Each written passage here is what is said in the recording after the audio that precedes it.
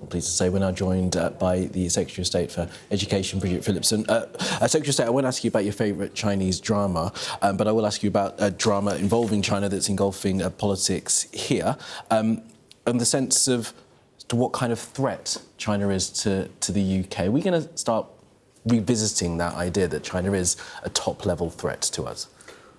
I mean, what we've consistently said is that we do recognise the challenges and threats that are presented, but alongside that, we also see the opportunities. You know, China is a major trading nation, a major trading partner, and therefore there are opportunities that come here at home in terms of growth and jobs.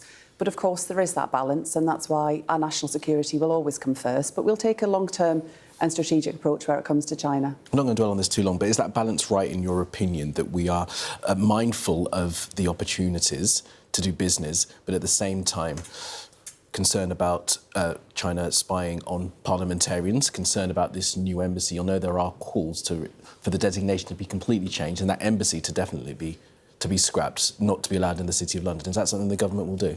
Well, this is a quasi-judicial process that's going on at the moment, so there's not much I can say about that particular case. But where it comes to the prosecution that didn't proceed, we were disappointed that that hasn't proceeded in terms of the prosecution. That was, of course, a matter for the Crown Prosecution Service. But we remain confident that it is the right approach to take to engage with China, to cooperate where we can, but absolutely to challenge where it's in our national interest. There's definitely be questions that will continue, but we don't have time to go into all of that today, because I do want to talk to you about your announcement today, V-levels. What's a V-level? So what I'm setting out today is our plans to transform post-16 education and skills to make sure that young people have got a really strong range of routes and options into great careers and training. At the moment, we've got A-levels, which are well understood, the academic route that many young people will study. T-levels that are a bit newer, but are a really fantastic qualification, offering technical education with work placements. But alongside that, there are hundreds of other qualifications. The landscape can be confusing for employers and for young people. So sitting alongside T-levels and A-levels, we'll introduce V-levels. So smaller programmes of study that can be done in combination with A-levels that make sure that young people who want to consider vocational routes are able to do that alongside academic study. And this is about bringing the system together much more coherently, so it's clearer for young people that we tackle the problems we see at the moment around young people who are not in education, employment or training. But also, as the Prime Minister recently set out, we want to move towards 2/3 of young people being in higher level technical, vocational or academic routes alongside great apprenticeship opportunities. And today we set the direction for how we deliver that, including through the new qualification of V-levels. I mean, getting more young people qualified is obviously a noble aim, but I do wonder about this extra qualification that you're going to give children. I mean, you say that it's going to sit alongside T-levels and A-levels. What's it replacing? It will replace the 900 or so other qualifications that sit in that space. Right. So that there are a range of options that are there. So BTECs are gone now, are they? Well, we're in the process of transition around BTECs anyway. V-levels will become the new programme of study for young people who want to study a technical or vocational route alongside A-levels. But T-levels, I should just stress, are the equivalent of 3 A-levels. So V-levels is a new qualification that will complement what we've got, and it will give clearer routes through for employers and for young people. But we're going to consult on the shape of all of that in the months to come. I recognise you're trying to explain it to you, because it does feel a bit confusing, and I wonder how a 16 to 18-year-old might feel about making these kinds of choices. Sure. I mean, it's confusing at the moment. And that's what we're trying to simplify it and make the system more coherent overall, so that young people, when they reach 16, are clear about what the options are. But what we're also doing today through the white paper I'll be setting out is making sure that where young people haven't got English or maths, we give them the support that they need to continue to study English or maths. But alongside that, we know that at the age of 16, a lot of young people drop out of education, employment or training altogether. And this will allow for routes for young people to be guaranteed a placement at a provider. We're going to look at how we trial this. To make sure that young people don't slip through the cracks. A lot do at the moment. If they drop off at 16, it's harder to get them back. At a provider, so an FE college, yes. I'll definitely have a place. V stands for what? Vocational? Just making sure. So look, are these going to be linked to jobs, though? Because that is the main concern, isn't it? I'm not sure what you studied at FE College, if you went to FE College or if you went to sixth form. But I guess the route from there was for you to go to move through and potentially and to find the job where you find yourself now. Many children, many young people now will be concerned that they'll spend a lot of time in education and still won't find a job. So you need to link this to some kind of work at the end of it. Absolutely, and through the consultation we'll be launching, that's how we'll make sure that these new V-levels are linked to ongoing career opportunities or further study. What T-levels offer, however, and they're a newer qualification, the equivalent of 3 A-levels. Well, the Tories brought those in, didn't they? They did, and we're expanding them. You happy with them? They're good? Yeah, I think they're a great addition to the landscape for young people. Nice to hear that for once. There were some issues with how that was implemented, but they're a great addition. We're going to expand them further. But what T-levels also provide is that clear route into a career where you definitely know what you want to do. So quite specialist and has a work placement. Yeah. Some young people, when they're 16, are less clear about what it is they want to go on to do in terms of a career. Yep. The addition of V-levels will give young people the chance to combine study, including around vocational training and education, perhaps where they're less clear about exactly where they want to specialise. It would be a 2-year course as an A-level would be. OK, we'll get more detail and you're going to present the white paper to Parliament later, aren't you? Absolutely, I'll be setting out the white paper later on. We'll move on to some other issues for us for today. I want to talk to you about Prince Andrew.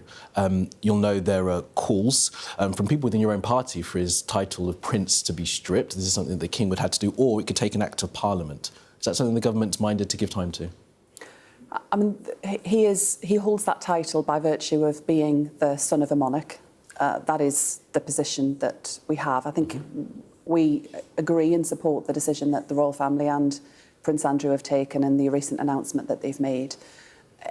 When you also hear the victims of Epstein and hear about the abuse that they endured, it's incredibly powerful to hear that. And I think first and foremost in our minds ought to be those who suffered at the hands of Jeffrey Epstein and making sure that we never forget about putting victims front and centre. But I think in the specific case here about what the royal family have done, we believe that's the right course of action. So you won't be given parliamentary time to remove that title despite the pressure that's coming, because there are going to be more revelations. You know that, Secretary of State.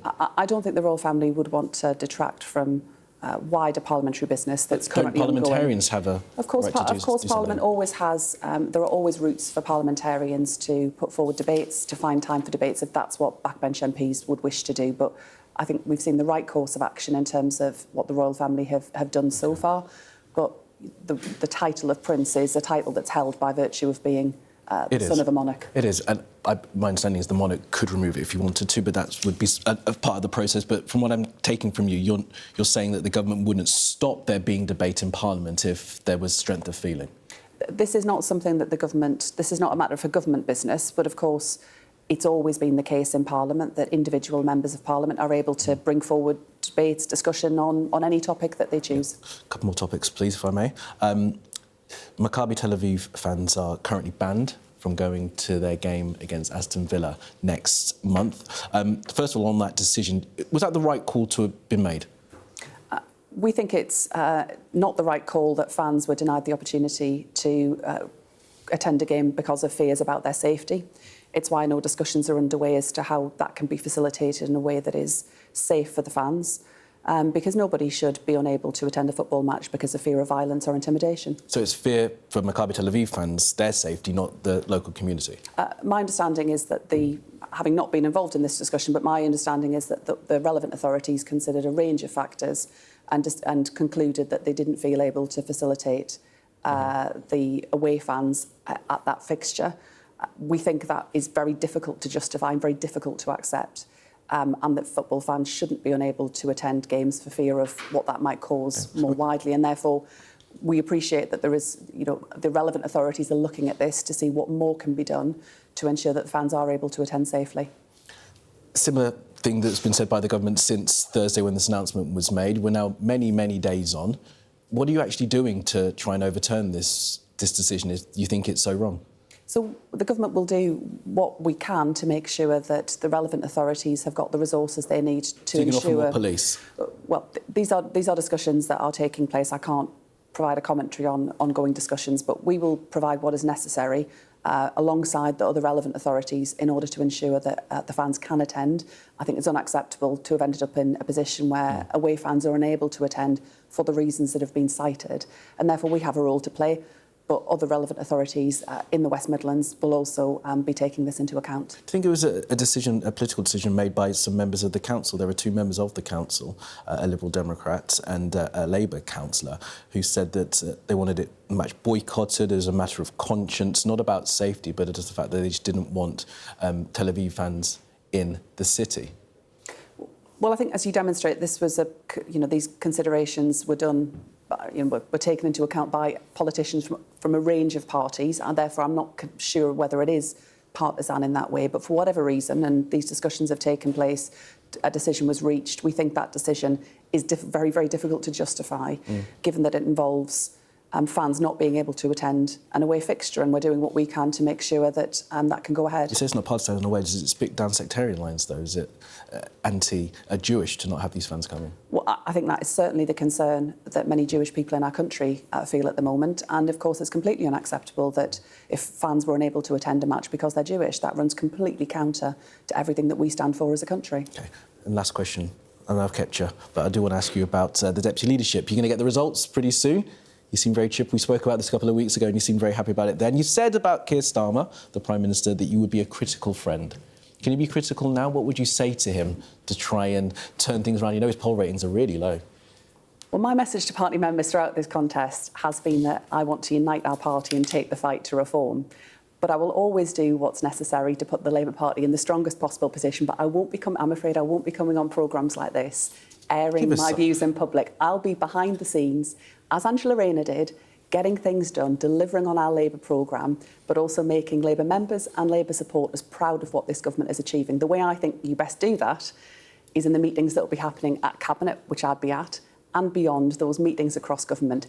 It's in no one's interests, apart from our opponents, to come on programmes like yours and talk down our government, and I won't be doing that. Secretary of State, thank you very much for being with us and all the best in the Parliament for later. Thank you very much.